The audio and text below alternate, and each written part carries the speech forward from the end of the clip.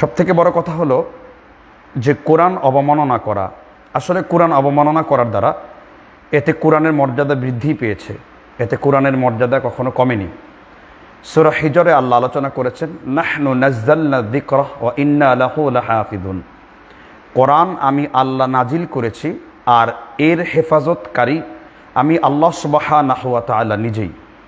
কাজী কোরআনকে কি অবমাননা করেনি, বরং যারা কোরআনের বিরোধিতা করেছে সেই বিরোধীবাদী শক্তিরাই এই জমিন থেকে উৎখাত হয়ে যাবে। এটা মহান আল্লাহ সুবহানাহু ওয়া তাআলার ওয়াদা। সকল নবীকে আল্লাহ দুনিয়া থেকে বিদায় করেছেন, সাথে সাথে তাদের যে মৌজেজা ছিল সেটাও আল্লাহ উঠিয়ে নিয়ে গিয়েছেন। কেবলমাত্র আমার নবী মুহাম্মদ রাসূলুল্লাহ সাল্লাল্লাহু আলাইহি ওয়াসাল্লাম তার এই মৌজেজা, এই যে কোরআন, মাদিন ইলা ইয়াউমিল কিয়ামা, কিয়ামত পর্যন্ত এই উম্মার কাছে পৃথিবীর যতদিন টিকে থাকবে মহান আল্লাহর ইচ্ছা অনুযায়ী কোরআনুল কারীমকে তাহরিফ, এটার সংযোজন বিয়োজন করার কোনো ক্ষমতা কোনো পৃথিবীর মানুষের নেই।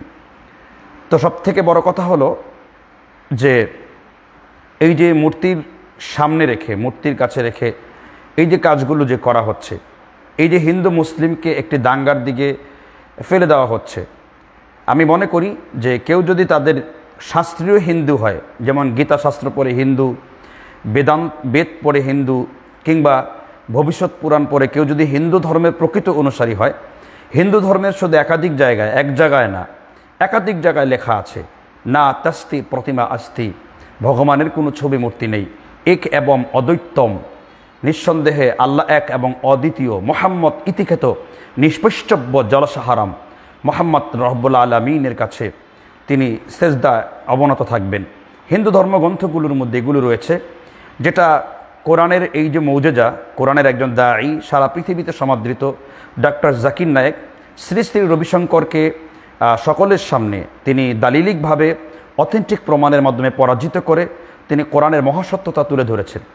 এই যে মূর্তির মধ্যে যে পায়ের নিচে কোরআন রাখার যে কুমিল্লায় যে ঘটনাটা ঘটল, এখানে শুধু দৃষ্টান্তমূলক শাস্তি নয়, বরং যারা এই কাজগুলো করছে সেটা যদি কোনো মুসলিমরাও করে থাকে কোনো রাজনৈতিক স্বার্থ সিদ্ধি হাসিলের জন্য, আমি মনে করি আমাদের বাংলাদেশের যে গোয়েন্দা বিভাগ রয়েছে, সিআইডি, ডিরেক্টিভ ব্রাঞ্চ ডিবি অথবা র্যাপিড অ্যাকশন ব্যাটালিয়ন, এবং তাদের এত সুন্দর সক্ষমতা রয়েছে আইনগতভাবে, যেটার প্রশংসা বাংলাদেশের বাহিরেও সারা বিশ্বেই বাংলাদেশের আইনশৃঙ্খলা বাহিনীর তাদের তৎপরতা এবং তাদের সুশৃঙ্খলপূর্ণ অভিযানগুলো সকলেই অবগত আছেন। তা আমি মনে করি যে আমাদের আইনশৃঙ্খলা বাহিনীতে অসংখ্য ভাইরা রয়েছেন যারা সকলেই মুসলিম, 90% মুসলিম কিংবা অমুসলিম।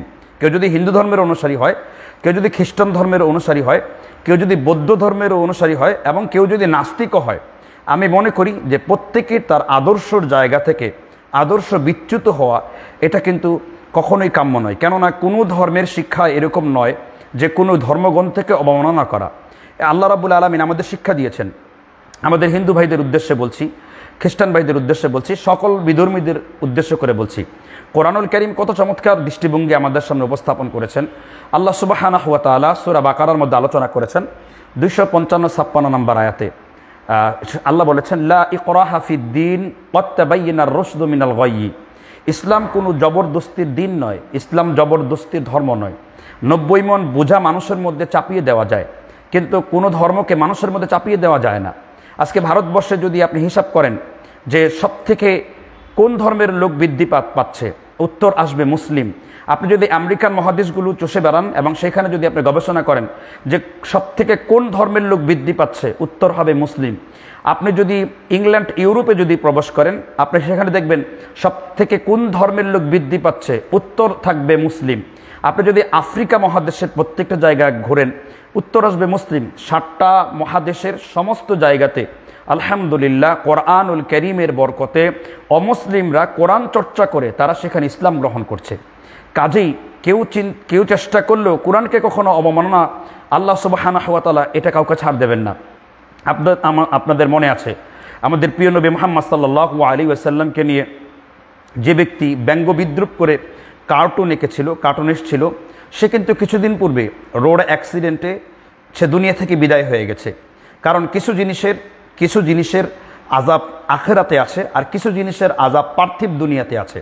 তো কোরআনুল কারীম এমন একটি গ্রন্থ যেটা হেফাজতের দায়িত্ব আল্লাহ নিজে নিয়ে নিয়েছেন। এটা এমন একটা জিনিস যে এর সাথে অবমাননাকারী এবং এর সাথে বেয়াদবি দৃষ্টতামূলক শাস্তি আল্লাহ সুবহানাহু ওয়া তাআলা দুনিয়ায় দিয়ে থাকেন। আল্লাহ সূরা রুমের মধ্যে আলোচনা করেছেন 41 নম্বর সূরার আল্লাহ রাব্বুল আলামিন বলেছেন 41 নম্বর আয়াতে, যাহারাল ফাসাদু ফিল বাররি ওয়াল বাহরি বিমা কাসাবাত আইদিন নাস। দুনিয়ার জলে এবং ডাঙায় যত বিপদ দেখো না কেন এগুলো তোমাদের নিজেদের দুই হাতের কামাই। ইংল্যান্ডের ব্রিটিশ পিরিয়ডে যখন ইংরেজরা এদেশে ক্ষমতায় ছিল, তারা লক্ষ লক্ষ কোরআনের কপি পুড়িয়ে দিয়েছে। পুনরায় আবার হাফিজদের মাধ্যমে, আলেমদের মাধ্যমে এই কোরআনগুলোকে একত্রিত করা হয়েছে। ভারতবর্ষে কখনোই মুসলিমরা তরবারির জোরে কিংবা কারো উপর জোর করে কোনো কিছুকে চাপিয়ে দিয়ে সেখানে কিন্তু ইসলাম ধর্মে আসে নাই। আমি মনে করি যে এই ধরনের অবমাননা করা যারা কাজ করেছে, প্রত্যেক হিন্দুদের মাঠে নামা উচিত, প্রত্যেক অমুসলিমদের মাঠে নামা উচিত। প্রত্যেক মুসলিমদের তাদের রাজনৈতিক ভেদাভেদ ভুলে গিয়ে তাদের ভেদাভেদ ভুলে গিয়ে অবশ্যই এটার একটি দৃষ্টান্তমূলক শাস্তি হওয়া উচিত এই ধৃষ্টতার জন্য। আমাদের দেশে আমরা দেখতে পাই বিভিন্ন কাজের অ্যাকশন খুব দ্রুত গতিতে হয়। আমাদের উচিত হবে এই কাজগুলো যারা করেছে এই মর্মে তাদেরকে কোনো রকমের ছাড় না দেওয়া, এবং আইন শৃঙ্খলা বাহিনীর অত্যন্ত গুরুত্বপূর্ণ দায়িত্ব। এটা আমাদের দেশীয় যে আইন রয়েছে সাংবিধানিকভাবে, সেই আইনেও কিন্তু কোনো ধর্মকে অবমাননা করার কোনো সুযোগ কিন্তু আইনগতভাবে এটা সিদ্ধ নয়। ইসলামী আইনে তো নেই, পার্থিব যেই আইন রয়েছে আমাদের দেশে সেই বিচার ব্যবস্থার আইনেও কিন্তু আপনার এরকম কোনো রকমের কোনো সুযোগ কিন্তু সেখানে নেই। কিন্তু আমাদের দেশে কিন্তু করেই যাচ্ছে। আর আমরা বিচার চাচ্ছি। সবথেকে বড় কথা হলো যে মুসলিম কখনো নেভার সেটেল ডাউন, মুসলিম কখনো পরাভূত হওয়ার জন্য আসেনি। আল্লাহ সুবহানাহু ওয়া তাআলা ওয়াদা করেছেন, হুয়াল্লাযী আরসালা রাসূলাহু বিল হুদা ওয়া দীনিল হক।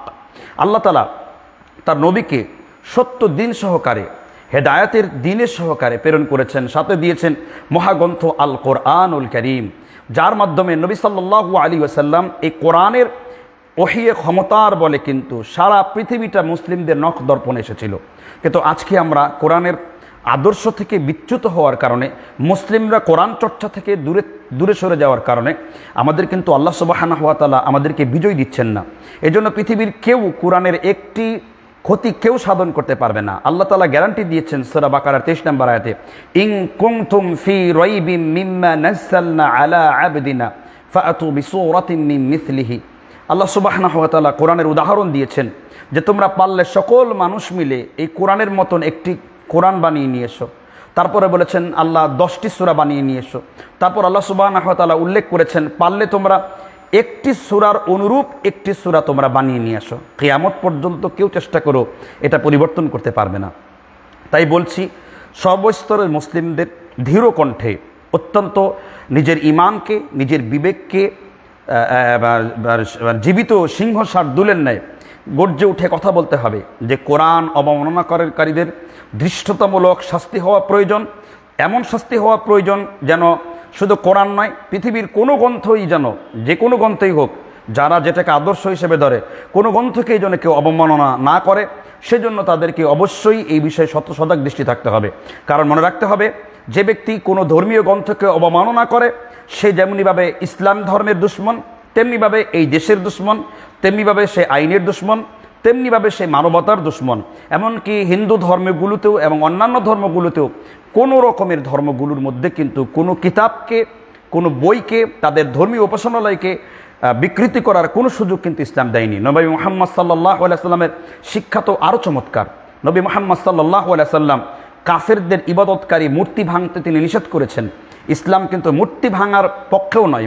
মূর্তি ভাঙতে ইসলাম, যারা মূর্তিগুলোকে ইবাদত করে, যারা ধর্মীয় উপাসনালয় মনে করে, সেগুলোকে ভাঙতে, তাদের মূর্তি ভাঙতে, তাদের ধর্মকে অবমাননা করে, কটাক্ষ করতে নিষেধ করেছে। বরং আল্লাহ তাআলা বলেছেন, উদউ ইলা সাবিলি রাব্বিকা বিল হিকমা ওয়াল মাউইদাতিল হাসানা। আল্লাহ তাআলার দিকে মানুষকে ডাকতে হবে হিকমার সাথে, উত্তম ওয়াজ সহকারে। জাদিলুহুম বিল্লাতি হিয়া আহসান, বিতর্ক করতে হবে, মোনাজারা করতে হবে, বাহাস করতে হবে, ডিবেট করতে হবে, তুলনামূলক ধর্মতাত্ত্বিকের উপর ডিবেট করতে হবে। আমাদের অনেক ভাইরা ডিবেট করছেন, জাকির নায়েক ডিবেট করেছেন, আমাদের বাংলা ভাষাভাষীর মধ্যে ব্রাদার রাহুল, আপনারা জানেন ফেস দ্য পিপলে বেশ কয়েকবার মহিপাল আরিয়া সহ অনেক হিন্দুবলম্বী লোকদেরকে ডিবেট করেছেন। এইভাবে আমরা আমাদের সত্যটাকে তুলে ধরবো মানুষের কাছে, আমরা কারো উপর ধর্মকে চাপিয়ে দেব না। আপনি যত অমুসলিম দেখবেন তারা মুসলিম হয়েছে কেবল কোরআনের বরকতে। তাই কোরআন চাইলেও কেউ আজকে যারা অবমাননা করছে তারা একদিন মাটির সাথে মিশে যাবে, এই জমিনের সাথে তারা গলে যাবে। যারা কোরআনের বিরোধিতা করে পৃথিবীতে মৃত্যুবরণ করেছেন তারা হারায় গিয়েছে। কাল এবং যুগের প্রবর্তনে কোনো সভ্যতা তাদের মনে রাখেনি, মনে রাখলেও তাদের নামটা নিয়েছে ঘৃণ্য বরে। কিন্তু আল্লাহ সুবহানাহু ওয়া তাআলার কোরআনকে আল্লাহ সুবহানাহু ওয়া তাআলা সমন্বিত করেছেন, সর্বজ্ঞ রেখেছেন। যেমন রাসূল সাল্লাল্লাহু আলাইহি ওয়াসাল্লাম তিনি স্পষ্ট করে বলেছেন, লা তুহসু আজাইবুহু ওয়ালা তুবলা গরাইবুহু ফীহি মাসাবিহিল হুদা ওয়া মানারিল হিকমা। আল্লাহর কোরআন কখনো পুরনো হবে না, আল্লাহর কোরআন কখনো শেষ হবে না, দিন্ন বিদিন্ন হবে না। যতই পড়বে আমি কোরআনকে তোমাদের কাছে ততই নতুন বানায়া দেব। জামিউল হাদিস 2089 নাম্বার। তাই আসুন, যে সমস্ত ভাইয়েরা এই কাজগুলো করেছে, আমি আমাদের সম্মানিত প্রশাসনে যারা রয়েছেন, যারা আইন শৃঙ্খলা বাহিনীর মধ্যে রয়েছেন অবশ্যই, এবং যারা আমাদের সরকারের মন্ত্রণালয়ে রয়েছেন, বিশেষ করে ধর্ম মন্ত্রণালয় রয়েছেন, অবশ্যই এই বিষয়টাকে যারা করেছে এই জাতি তাদের সর্বোচ্চ শাস্তি মৃত্যুদণ্ড কামনা করে। কেননা ধর্মীয় অবমাননা করার এরকম যদি একটা শাস্তি দিয়ে দেওয়া হয় রাষ্ট্রীয়ভাবে, তাহলে কেউ কখনো আর কোনো ধর্মের সাথে কেউ অবজ্ঞা করতে সাহস পাবে না। যেহেতু মহাগ্রন্থ আল কোরআন এবং বাংলাদেশ 90% মুসলিমের দেশ, প্রত্যেকটা মিডিয়াকে সোচ্চার হওয়া উচিত। আলহামদুলিল্লাহ সকলেই তাদের অবস্থান থেকে প্রতিবাদ শুরু করেছে। এই প্রতিবাদের ধারা অব্যাহত থাকুক। আমরা সকলেই কামনা করি যে ইনশাআল্লাহ আল্লাহ সুবহানাহু ওয়া তাআলার কোরআনের হেফাজত আল্লাহ যেহেতু নিজেই করবেন, অবশ্যই তাদের এই ধারাতে দৃষ্টতামূলক শাস্তি হবে, আখেরাতে শাস্তি হবে, পার্থিব শাস্তি হবে, এবং তারা তাদের কর্মনীতির এই ফলটা পাবে। তাই আসুন আমরা সকলেই কোরআনকে ছড়িয়ে দিই, কোরআনের আলো সব দিকে পৌঁছে দিই। আমাদের প্রচুর ইসলামের এখন জলসাগুলো আসবে, যারা ইসলামের মাহফিলগুলো করবেন, যারা আলেম রয়েছেন, সর্বমাসলাকের আলেম, সে সুন্নি হোক, সে হানাফি হোক, সে দেওবন্দি হোক, সে বেরেলভি হোক, সে সালাফি হোক, সমস্ত মাসলাকের আলেমদের অনুরোধ থাকবে যে আপনারা কোরআন এবং হাদিসের উদ্ধৃতি দিয়ে আপনারা আপনাদের বিষয়গুলোকে জনতার সামনে উপস্থাপন করুন। মহান রব্বুল আলামিন আমাদের সকলকেই কোরআন এবং সুন্নাহর উপরে থাকার তৌফিক দান করুন। রব্বুল আলামিন আমাদের সকলকেই কোরআনের এই ব্যথায় বেদনা আমাদের যেন অন্তরের মধ্যে সকলের ইমান যেমন জেগে উঠেছে, সত্যই এটা মুমিনদের ইমানের বহিঃপ্রকাশ। একটি আয়াত বলে আমরা আলোচনা শেষ করব আজকে ইনশাআল্লাহ। আল্লাহ সূরা আনফালের মধ্যে আলোচনা করেছেন 2 নম্বর আয়াত, ইন্নামাল মুমিনুনা আল্লাযীনা ইযা যুকিরাল্লাহ ওয়াজিলাত কুলুবুহুম ওয়া ইযা তুলিয়াত আলাইহিম আয়াতুহু যাদাতুহুম ঈমান। প্রকৃত ঈমানদার সেই ব্যক্তি যার হৃদয়ে আল্লাহর নাম উচ্চারিত হলে পরে তার অন্তর আল্লাহর ভয়ে কেঁপে ওঠে। আর যখনই সে কোরআনুল কারীম থেকে আয়াত তেলাওয়াত করে আল্লাহ সুবহানাহু ওয়া তাআলা তার ঈমানকে বৃদ্ধি করে দেয়। এই জন্য কোরআন হলো আমাদের স্পিরিচুয়াল পাওয়ার, আমাদের আত্মিক শক্তি, আমাদের জীবনের পথপথেও। তাই আসুন ওয়াতাসিমু বিহাবলিল্লাহি জামিআ, আমরা সকলেই মিলে সেই রশিকে সেই হাতলকে যেন মজবুতভাবে ধরি। লাং ফিসামা লাহা, আশা রাখা যায় এই মজবুত হাতল কখনো ছিঁড়ে যাবার নয়। কোরআন এমনই একটি মাধ্যম, এমন একটি গ্রন্থ। আল্লাহ রাব্বুল আলামিন আমাদের সকলকেই হেফাজত করুন। আজ এই পর্যন্তই। সুবহানাকাল্লাহুম্মা ওয়া বিহামদিকা আশহাদু আল্লা ইলাহা ইল্লা আনতা আস্তাগফিরুকা ওয়া আতুবু ইলাইক। আসসালামু আলাইকুম ওয়া রাহমাতুল্লাহি ওয়া বারাকাতুহু।